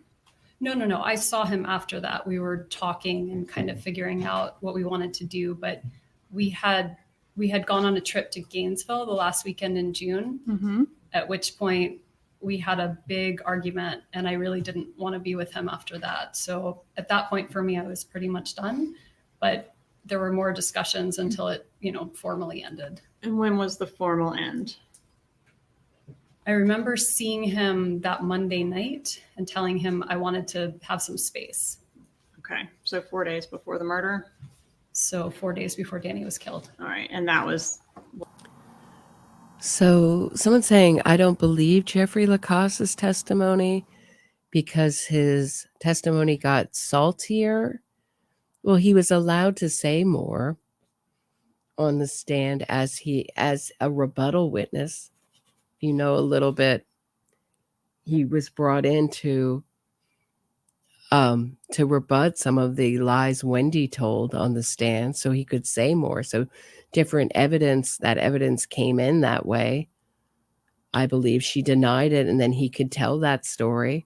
So yeah, but my point is, if you're really jealous, he hated Dan Markel in the beginning of his police testimony. And then he realized that Wendi he'd only heard it from Wendy's point of view. And that really colored his outlook about Dan Markel. So, which I think is a pretty mature outlook. But if you were really jealous and vengeful, you make up something like, oh, well, Wendi told me that last year this is just me making up something. Last year she was out prostituting herself, something about Wendi stealing mail from the neighbors, something, not something about her brother. What good does it do to Wendi? Because it's not really enough information to implicate Wendi. Wendi implicated herself by driving by the crime scene because she just couldn't help herself. But, it doesn't help to say he hated Dan Markel and he was jealous that he'd make up something like that. And it's also supported, right, that we know now that he did do it. So hold on one second.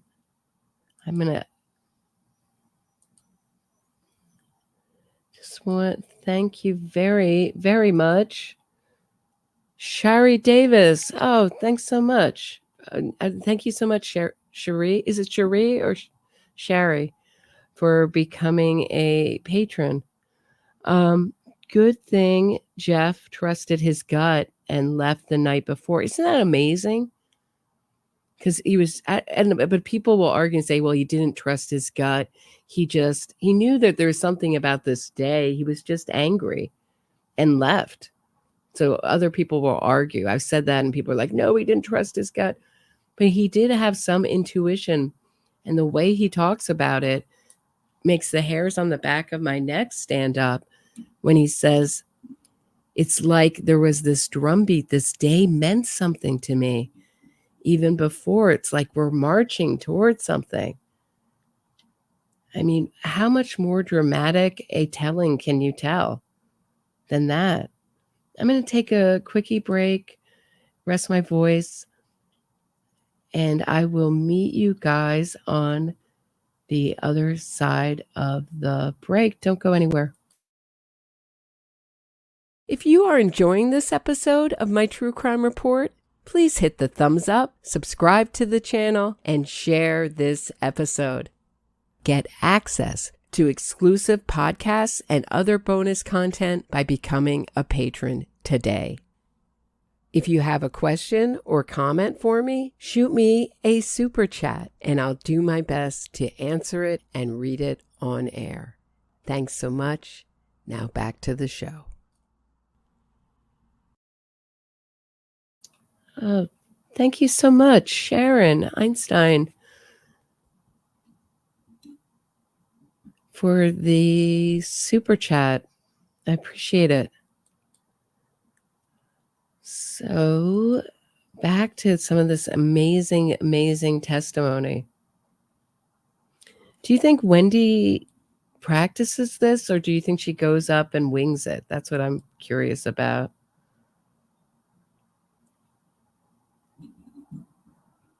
And what do you think the thought is? It's so interesting. June and Wendi dress almost identically in this trial. So Charlie's ex-girlfriend and Wendi seem to have the same style of dress, same color, everything. And I have to download that. But Murder by Maestro sent me a video that June did in the courthouse where she's like making selfie faces and flashing her blinding teeth at the camera in the courthouse. It's just wild. Was that the end of your relationship with him? When I told him I wanted some space, yeah. Okay. Where did you go after the TV repair man left? After he left, I stayed at the house for a while, and I was working on some pieces of writing. I was talking with various friends. I had a friend in town interviewing for a job at FSU. I was making plans to go meet her. The time got too close before her interview. And then I had two friends that I would often meet on Fridays, just kind of last minute. And so we made plans to go have lunch. All right. So what time did you leave the house to go have lunch? I really didn't remember offhand, but I refreshed my memory and saw it was sometime around 12:45. Okay. So it makes sense that you might have left your residence at about 12:30. Sure. Okay. And did you go to the crime scene or very near the crime scene on your way from your residence to, I guess, to lunch or to wherever you were going next? No, I did not. So you never turned on Trescott Drive that day? I went to turn on Trescott Drive, but I saw that it had been blocked off by some tape. And so I just kept driving on Centerville. Okay. And when you had to turn around at the tape, right, to go back out? I think I tried to turn right and it couldn't turn. So I would have made like the kind of turn, like a K turn, and kept going. Was there a roadblock there There was tape. Yeah, and an officer was there? I didn't see an officer, but I did see a car. A law enforcement marked vehicle? Okay. Did you have any contact with the officer? No. Okay. Did you do anything after that to try to find out what was going on down that roadway? No, I just assumed it was weather or maybe a tree fell. Had there been bad weather that day? No, but it was summertime and there's electrical storms and trees fall. So that would have been pretty normal for summertime. Where were your kids supposed to be at the time that you encountered? Right. I just thought they were doing CPR on the tree. I thought a tree had I thought a tree had broken its probation and was being brought in by the police. I mean, what is she thinking? I saw the car, but not the police. Come on. It's just nonsense. She saw it all. She's very observant, I would think, as an antisocial personality tend to be.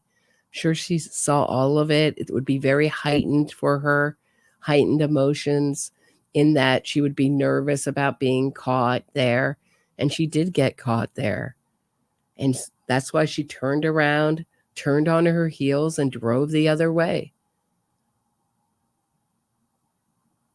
Because if you really did this, okay, if you really did this by accident, if this were really, say, you had a bad sense of direction, that would be your only story for it, but it's not.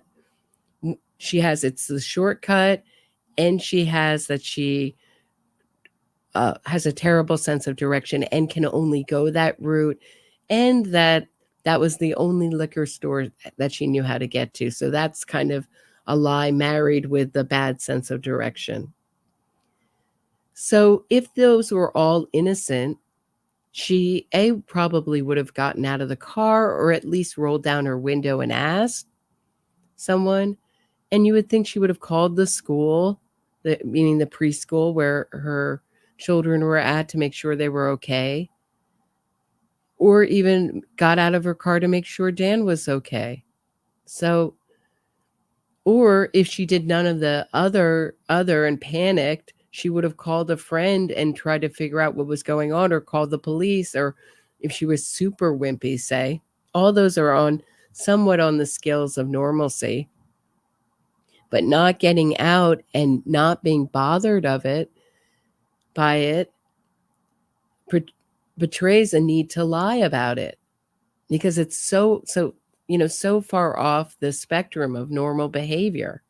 And yes, everyone acts differently within a spectrum. Encountered that roadblock. They would have been at school. And that's at the creative preschool. That's right. Who took them to preschool that day? Danny.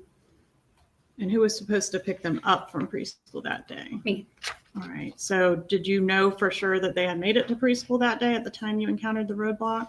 I just assumed. I mean, if they hadn't made it to preschool, Danny would have let me know. But did you attempt to call Dan Markel when you encountered the roadblock? no, I didn't think anything of it. I didn't think it was related to the house. Had you talked to Dan Markel or your kids that morning? My kids know. So thank you, Shari Davis.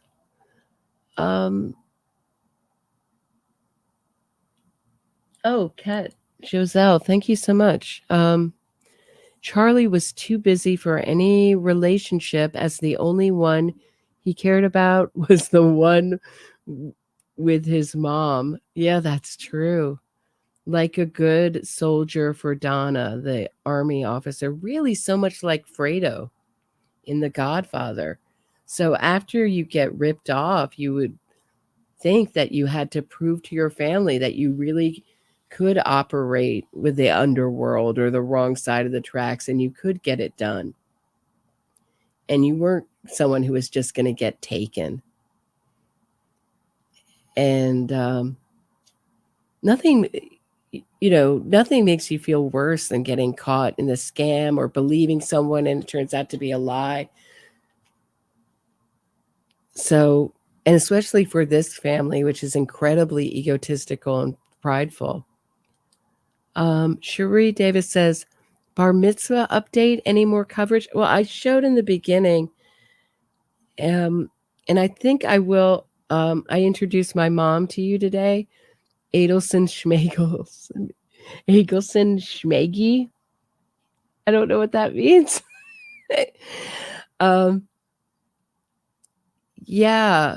I showed a little clip of Wendi. I can show it to you one more time. Shari, where she mentions, it's really short. She mentions Dan Markel, who was referred to the kids as Abba, which is Hebrew for father. And here is her memorializing the man that she conspired or is accused to have conspired with her family, not with Donna and Charlie, to have murdered by a murder by hire. It's like maybe 15 seconds. Let's just Years watch. have passed since Abba and I imagined what this day would be like for you and for us as a family. I know that if Abba were here today, that he would be so very proud of you. So if you missed it, Shari, that's it. Just very odd, that she's memorializing the man and say, if we hadn't murdered him, he would have been so proud of you. Unfortunately, because he was threatening me and threatening my money, we wanted his money and we wanted our way. And I wanted to move out of Tallahassee and I wanted to keep my law license. Fortunately, we had to murder your father. Sorry, but he would have been so proud had he been here, had it not been for us. I mean, really unbelievable.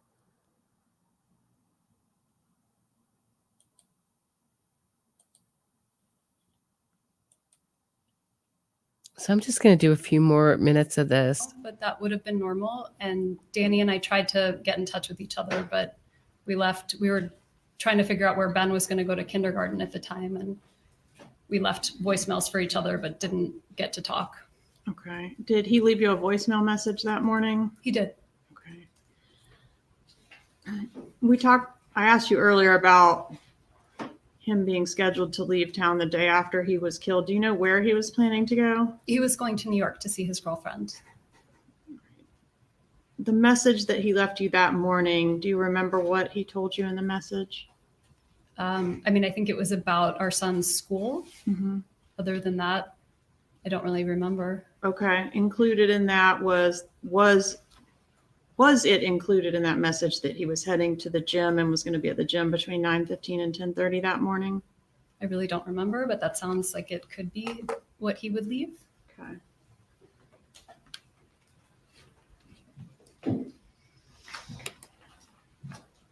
Would it refresh your recollection to review a transcript of that voicemail? Sure.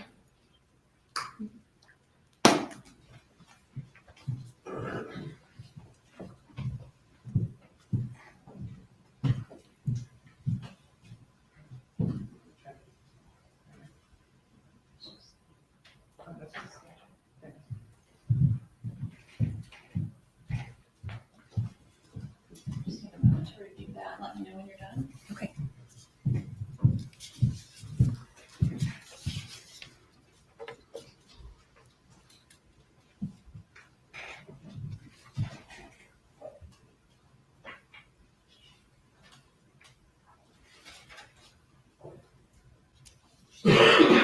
Okay. So did he say in that voicemail that he left you what his plans were in regards to the gym that day? He did. What exactly did he say about the gym? About the gym, he said, I'm going to be at the gym probably between 9:15 and 10:30, but I'm happy to chat or meet with you. Maybe we can go for a walk at school or something like that. Let me know. Okay. So that particular voicemail doesn't sound very emotionally abusive. Would you agree with that? No, by this point in time, we were parenting really well and we were doing just fine. Getting along great. Yeah, see, there's another one of those really sarcastic comments from Georgia Kappelman that I enjoy, because we know that they weren't, that Wendi was taking the kids whenever she wanted to, early from preschool. From daycare. And Dan Markel was really unhappy with that. And she wrote something like, well, nice was fun while it lasted. So once again, Wendy's sense of entitlement was an issue for Dan Markel, and just doing what she wanted when she wanted. If she didn't want the kids to eat kosher food, she was going to ply them with cheeseburgers. Okay, so this is a victim impact letter written on July 6th, 2022 for Katie McBanawa's trial. Dear Sir, so this is written to the judge. I remember when I first heard the news that Danny had been shot. I was standing at my kitchen sink, washing my napping toddler's sippy cups when the call came. In disbelief, I turned around and called my college roommate to say, oh my God, something's happened to Dan. I think he's dying. The horror of those moments has only been eclipsed as the true story of Dan's stalking and murder have come to light.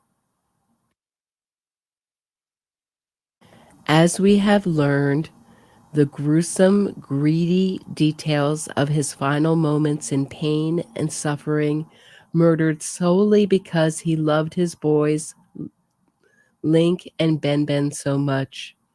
I first met Dan in 1991 during the first weeks of our freshman year of college at Harvard, where we lived across the yard from one another. He formed an immediate impression. Sunny, happy, charming, a smart aleck, nerdy guy who really couldn't take himself too seriously, yet had every reason to do so.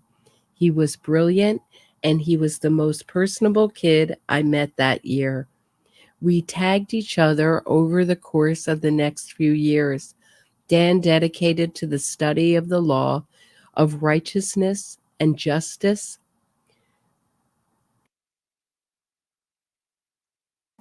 Me circling the same, but more interested in a life working towards human and civil rights.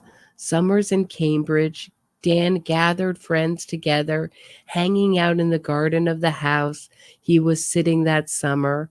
Marty won't mind, he'd say, stay a little longer. And we'd stay a while longer, not wanting to leave his or the evening's golden glow.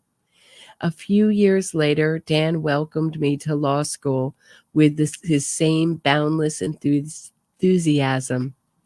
He'd gone a couple of years ahead of me and was eager to convince me to try out for the law review, to advise on course, to introduce me to his friend Steve, Justice Breyer now, to debate some convoluted point of law or other. We'd venture a bit around campus, and Dan would do his best to dispel my first year insecurities, to convince me that not only did I belong there, I could thrive. And it is this Dan I miss the most, the big-hearted, generous, most encouraging genius who was convinced that we all had value, that we all had something worthy of contributing to not just the academy, but also the world beyond. Always kind, always doing his best to convince others to believe in themselves as much as he did. That is Danny in my mind. I miss him so. Years down the line, after I returned from work overseas, Dan and I started catching up in some of his famous phone calls. Me, he'd say, you've got to.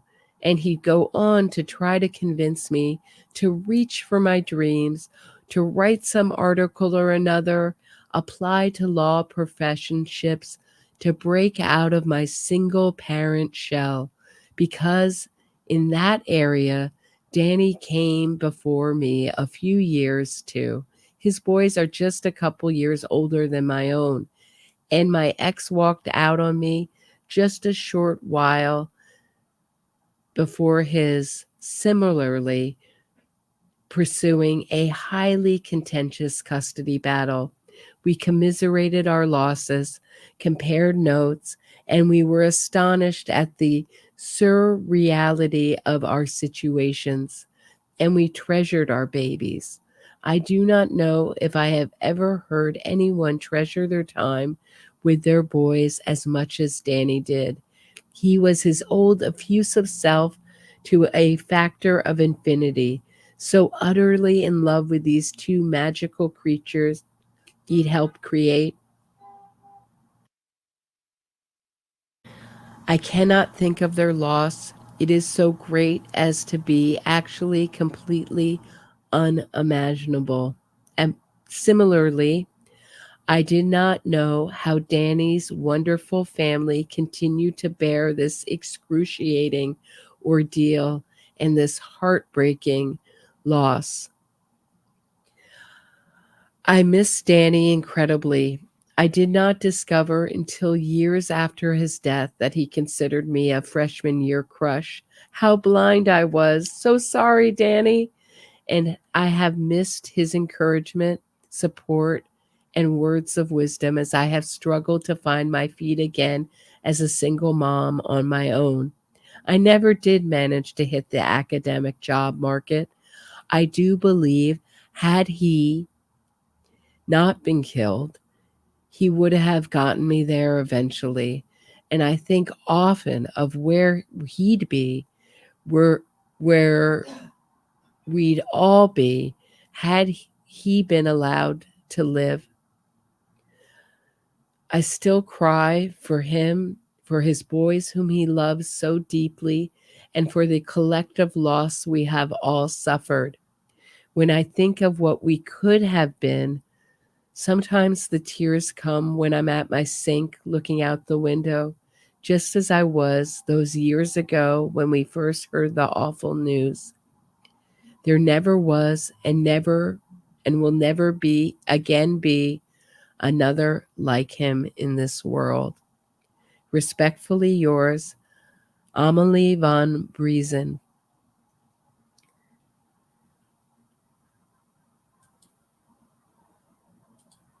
Have a great night, everybody. I'll see you tomorrow at 6 p.m. Eastern.